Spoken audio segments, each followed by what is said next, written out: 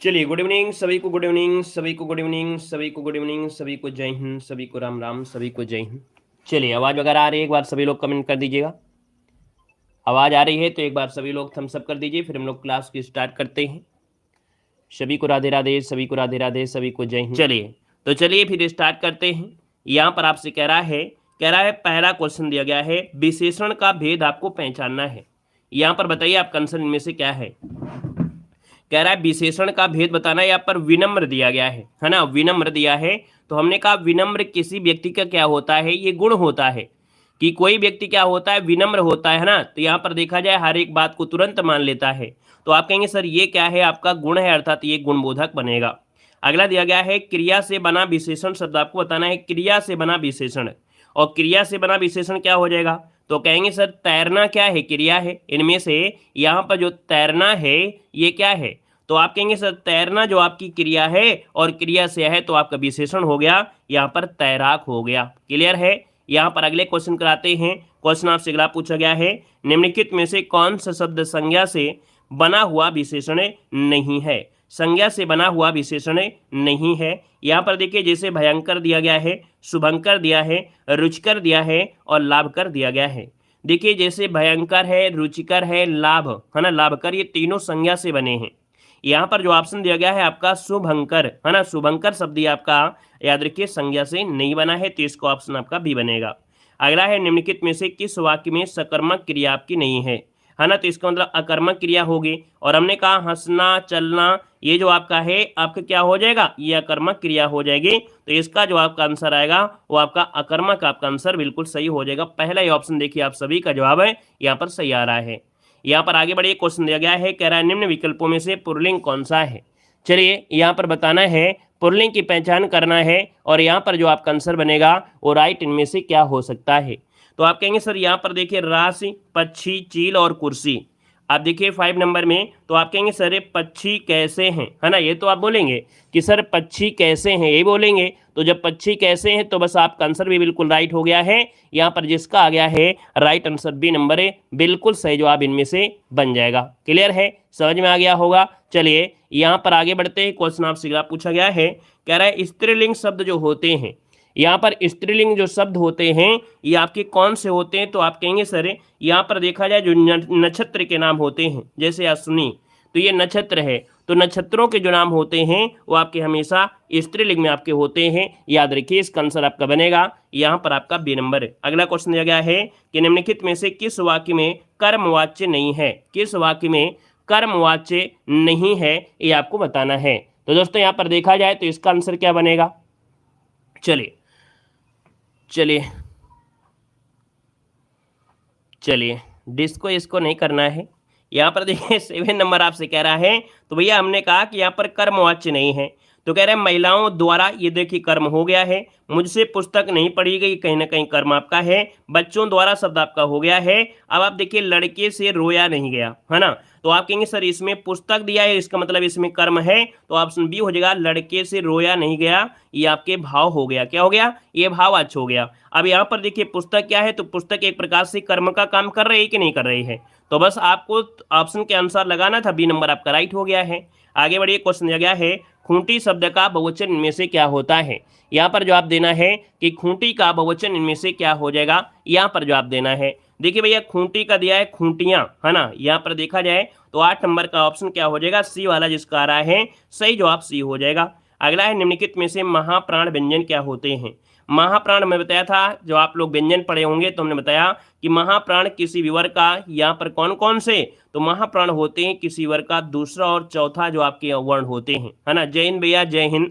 यहाँ पर देख सकते हैं 9 का ऑप्शन आ गया है आपका सी नंबर है। याद रखिए जो आपका का, ख, ग, घ, घा जो आपका आता है देखिए चौथे में आता है। देखिए आंसर आपका मिल गया है आपका सी नंबर, है ना। अगला क्वेश्चन बताइएगा, कह रहा है निम्नलिखित में से व्यंजन पार्श्विक है। देखिए पार्श्विक व्यंजन यहाँ पर जो आपका होता है कौन सा होता है, पार्श्विक में आपका ला होता है। जब ला बोलते हैं तो आपके देखिए जीभ बिल्कुल पीछे को फोल्ड हो जाती है, और जब पीछे को फोल्ड हो जाती है तो आप कहेंगे सर इसमें क्या होते हैं, जब पीछे को होती है तो सिंपल सी बात है पार्श्विक आपका हो गया है। यहाँ पर अगला आपसे कह रहा है कि समुच्चय बोधक अव्यय का लोप होने पर प्रयुक्त होता है। समुच्चय बोधक आपसे दिया गया है, समुच्चय बोधक। अब आप कहेंगे सर समुच्चय बोधक दिया है, समुच्चय बोधक अव्यय का लोप होने पर क्या होता है, अल्प विराम होता है। क्या होता है, अल्प विराम का प्रयोग किया जाता है। इसको नोट कर लीजिएगा, अल्प विराम का प्रयोग हो जाएगा। अगला है वाक्यांश के लिए आपको शब्द चुनना है। चार चार विकल्प दिए गए हैं, उचित विकल्प आपको बताना है जिसे कठिनाई से भेदा जा सके, जिसे कठिनाई से भेदा जा सके। तो जो कठिनाई से भेदा जाता है उसे बोलते हैं दुर्भेद। क्या बोलते हैं, दुर्भेद। ऑप्शन नंबर क्या बनेगा, यहाँ पर आपका बी बनेगा। अभेद नहीं है, अभेद नहीं है, अभेद मतलब जिसे भेदा ना जा सके उसे अभेद कहते हैं। यहाँ पर दिया जिसे कठिनाई से भेदा जा सके, इसका मतलब आपका दुर्भेद हो जाएगा। क्लियर है। अगले क्वेश्चन कराते हैं। क्वेश्चन दिया गया है और आपसे कह रहा है पीछे पीछे चलने वाला के लिए शब्द क्या हो जाएगा। पीछे पीछे चलने वाले को क्या कहते हैं। चलिए, पीछे पीछे चलने वाला, और देखा जाए तो पीछे पीछे चलने वाला होता है अनुगामी। ऑप्शन आपका ए हो जाएगा, अनुगामी हो जाएगा। अगला है जिसके हृदय में ममता नहीं है, जिसके हृदय में ममता नहीं है उसे क्या कहते हैं। तो आप कहेंगे सर यहाँ पर देखा जाए तो आपका आंसर क्या हो जाएगा, डी हो जाएगा, निर्मम होता है। क्या होता है, निर्मम होता है। ऑप्शन बिल्कुल सही आ गया है। अगला क्वेश्चन आपसे कह रहा है जो सबको समान भाव से देखे, जो सबको समान भाव से देखे, क्वेश्चन नंबर 15 है। और यहाँ पर जो सबको समान भाव से बोले तो आप कहेंगे सर यहाँ पर आंसर डी हो जाएगा, समदर्शी। क्या बोलते हैं, समदर्शी बोलेंगे। रट्टा मत मारिएगा, है ना, रट्टा नहीं मारना है, क्वेश्चन को समझिए। भाई जब आपसे बोला सबको समान भाव से देखता है तो आपको सम मतलब बराबर, दर्शी मतलब देखना हो गया। ठीक है, चलिए यहाँ पर देखिए अगला क्वेश्चन आपसे दिया गया है कि परलोक से संबंधित, जो परलोक से संबंधित होता है उसे पारलौकिक कहते हैं। क्या बोलते हैं, पारलौकिक बोलते हैं। ऑप्शन नंबर आपका ए राइट हो जाएगा, पारलौकिक। अगला है नीचे मुहावरे आपकी लोकोक्ति दी गई हैं, चार चार विकल्प बताना है। आपसे कह रहा है कि अंधे के हाथ बटेर लगना, इसका सही अर्थ क्या हो जाएगा। बड़ा आसान क्वेश्चन है, अंधे के हाथ बटेर लगना। आपका जो आंसर है यहाँ पर देखा जाए तो 17 का ऑप्शन क्या हो जाएगा। तो आप कहेंगे सर यहाँ पर अच्छा भोजन मिल जाना, ये तो होगा नहीं, है ना। यहाँ पर अंधे को धन मिल जाना, ये भी नहीं होगा। तो आप कहेंगे अप्रत्याशित लाभ होना, है ना, मतलब एक प्रकार से जो लाभ के योग्य नहीं था लेकिन फिर भी इसको लाभ मिला है। तो आप कहेंगे सर आंसर आपका बी हो गया है। अगला है अपना उल्लू सीधा करना, इस मुहावरे करते क्या होता है। तो अपना उल्लू सीधा करना 18 नंबर आपसे दिया गया है ना। सीधा करना मतलब 18 का ऑप्शन क्या बनेगा, ए नंबर है। अपना स्वार्थ सिद्ध करना, ऑप्शन ए नंबर है राइट हो जाएगा। अगला क्वेश्चन आपसे कह रहा है कि ना ऊधो का लेन न माधो का देन। अब यहाँ पर आंसर आपका दिया है ना ऊधो का लेना न माधो का देना। तो आप कहेंगे सर यहाँ पर देखा जाए, है ना, कह रहा है किसी झंझट में न पड़ना। कहते हैं हमसे क्या लेना देना, है ना, हमसे क्या लेने देना, दुनिया क्या करती है क्या नहीं करती, सर अपने से मतलब है ना। यहाँ पर आंसर आपका बी हो जाएगा। नेक्स्ट क्वेश्चन दिया गया है कि 3 लोक से मथुरा न्यारी, इसका अर्थ क्या हो जाएगा। 3 लोक से मथुरा न्यारी मतलब सबसे निराला, ऑप्शन डी सबसे निराला ऑप्शन आपका बिल्कुल सही जवाब हो जाएगा, राइट हो जाएगा। अगला बताइएगा अधजल गगरी छलकत जाए, यहाँ पर 21 नंबर आपसे दिया गया है। और अधजल गगरी छलकत जाए तो आप देखिए इसका आंसर क्या हो जाएगा, अल्पज्ञानी द्वारा अधिक प्रदर्शन करना, है ना। यहाँ पर जो आंसर है यहाँ पर सी हो जाएगा, अल्पज्ञानी द्वारा अधिक प्रदर्शन करना। अगला क्वेश्चन आपसे कह रहा है कि वाक्य के अशुद्ध भाग को आपको चयन करना है। यहाँ पर देखिए 22 नंबर आपसे कह रहा है। तो आप कहेंगे सर अशुद्ध दिया गया है समय का सदुपयोग द्वारा मनुष्य देवता बन जाता है। तो यहाँ पर देखिए हमने कहा समय का नहीं होता है, समय के, है ना, क्या समय के होता है, इसलिए गड़बड़ी है आपके नंबर पे। अगला आपसे कह रहा है तुमने अपनी स्वेच्छा से यह काम किया है, कोई त्रुटि नहीं है। तो हमने कहा तुमने अपनी और स्वेच्छा, है ना, स्वेच्छा भी तो अपना ही होता है ना, कि हम अपने स्वेच्छा से काम कर रहे हैं सर, है ना। तो जो स्वेच्छा शब्द दिया है और अपनी दिया है तो दोनों में से यहाँ पर जो अपनी शब्द लगा है इसको हटा दीजिए, स्वेच्छा आपका बिल्कुल होगा। तो गड़बड़ी है आपके, अपनी शब्द लगा देना, हटा देना है। अगला है किस क्रमांक में परिणाम और परिमाण, है ना, परिणाम का सही अर्थ आपका है। कहेंगे परिणाम, परिणाम जो होता है ना, परिणाम जो होता है मात्रा होती है, और ये परिणाम जो होता है नतीजा आता है, जैसे रिजल्ट होता है ना। याद रखिए ये परिमाण, परिमाण मतलब होता है, परिमाण मतलब नाप तौल मात्रा, और परिणाम मतलब होता है जो रिजल्ट आपका नतीजा आता है ना। और आपको तैयारी कैसी करनी चाहिए, याद रखिए जिस दिन आपने फॉर्म भरा था उस दिन से आपको बस क्या टारगेट होना चाहिए कि आपका रिजल्ट कैसा होगा। अगर जीवन में अगर आपने ऐसी तैयारी किया कि आप जब फॉर्म भर रहे हैं, है ना, तब आपका टारगेट ये होना चाहिए कि रिजल्ट के दिन मेरा चेहरा, मेरे माता पिता का चेहरा कैसा होगा। ये आपके ऊपर डिपेंड करेगा कि आप कितनी मेहनत करते हैं और आपके माता पिता के चेहरे में, है ना, कैसी खुशी आपको देखने को मिलेगी। ऐसी तैयारी जिस दिन कर लेंगे, इतना सोच के अगर डेली करेंगे, आपको सफलता जरूर मिलेगी। यहाँ पर देखिए अगला क्वेश्चन आपसे कह रहा है निम्नलिखित में से किस शब्द में शब्द मात्रा संबंधी अशुद्धि दी गई है। कह रहा है शब्द मात्रा संबंधी अशुद्धि है, मात्रा किसमें आपकी है। देखिए 25 नंबर में तो आपसे कह रहा है सरोजनी, गृहिणी, अहल्या, फिर दिया गया है प्रदर्शनी। ये देखिए जो ऑप्शन है आपका क्या हो जाएगा, ये बताइएगा। जो अब प्रदर्शन दिया गया है ना, गृहिणी तो सही दिया गया है भाई, गृहिणी सही लग रहा है। यहाँ पर ऑप्शन जो दिया गया है 25 नंबर में जो आपका डी दिया गया है प्रदर्शनी। तो भैया प्रदर्शनी जो आपका होता है वो कैसे होता है, आपको मालूम है सा में मात्रा नहीं होती जो आपकी लगी है, ये मात्रा नहीं लगी होती है, सिर्फ रा उड़ा होता है, ये मात्रा आपकी नहीं होती है, इसलिए गड़बड़ी आपकी डी नंबर में है। समझ में आ गया होगा। अगला क्वेश्चन आपसे कह रहा है कि निम्नलिखित में से कौन सा शब्द अर्थ की दृष्टि से कर के संबंध आपका नहीं है ना। कर मतलब होता क्या है, आप कहेंगे सर कर मतलब किरण होता है, सूर्ण होता है, हाथ होता है, लेकिन प्रखर नहीं होता है। क्या नहीं होता है, प्रखर नहीं होता है। अगला क्वेश्चन दिया गया है निम्नलिखित में से सही संधिविच्छेद आपको बताना है। यहाँ पर देखा जाए तो आपका जो आंसर है आपका 27 नंबर में पहला ऑप्शन देखिएगा। आपसे कह रहा है सही संधिविच्छेद आपसे कह रहा है तथा धन एव होता है ना कि अय होता है। देखिए इसमें अय की मात्रा नहीं चलेगी। सुधन होता है, देखिए आपका ये गड़बड़ दिया है। महाधन ऋषि होता है, देखिए यहाँ पर ये गड़बड़ है। अब आप कहेंगे सर एक ही बचा है ऑप्शन, तो ये तो आपका सही होना ही चाहिए, नहीं तो फिर क्या मतलब है। तो आपका जो आंसर है यहाँ पर आपका डी हो जाएगा, अनुधन ऐषण अन्वेषण हो जाएगा। 27 नंबर का ऑप्शन आ गया, यहाँ पर डी नंबर हो गया है। अगला दिया है रविंद्र का संविच्छेद क्या हो जाएगा। देखिए जो बड़ी की मात्रा आई है इसका मतलब है, इसके मतलब ये दीर्घ आपका है। अब यहाँ पर देखा जाए तो 28 नंबर का जो ऑप्शन है यहाँ पर क्या हो जाएगा, रविधन इंद्र बनेगा। रविधन इंद्र जो कि ऑप्शन है यहाँ पर सी नंबर है, सही जवाब हो जाएगा।